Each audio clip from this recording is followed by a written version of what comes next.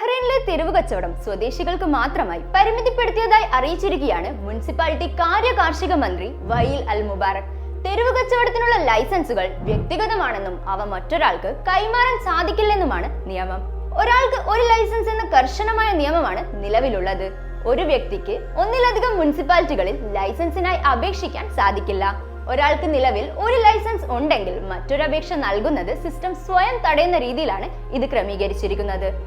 മന്ത്രാലയങ്ങൾ, സർക്കാർ ഓഫീസുകൾ, എംബസികൾ, ഹൈവേകൾ, ജംഗ്ഷനുകൾ, ട്രാഫിക് സിഗ്നലുകൾ എന്നിവയ്ക്ക് സമീപം കച്ചവടം നടത്താൻ പാടില്ല.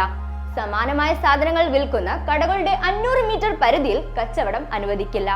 പാകം ചെയ്ത ഭക്ഷണം, പാലുൽപ്പന്നങ്ങൾ, വെടിമരുന്ന്, ആയുധങ്ങൾ എന്നിവ ആരോഗ്യവകുപ്പിന്റെ അനുമതിയില്ലാതെ വിൽക്കാൻ പാടില്ലാത്തതാണെന്നും ഉച്ചഭാഷിണികൾ ഉപയോഗിക്കുന്നതും പരിസരം മലിനമാക്കുന്നതും നിരോധിച്ചതാണെന്നും മന്ത്രി പാർലമെന്റിൽ വ്യക്തമാക്കി. മൊബൈൽ ഫുഡ് ട്രക്കുകളെ സംബന്ധിച്ച് നിർദ്ദേശങ്ങളിൽ സ്വകാര്യ സ്ഥലത്താണ് കച്ചവടമെങ്കിൽ ഉടമയുടെ രേഖാമൂലമുള്ള അനുമതിയും മുനിസിപ്പാലിറ്റി സ്ഥലങ്ങളിൽ അനുമതി പത്രവും നിർബന്ധമാണെന്നും അറിയിപ്പുണ്ട്.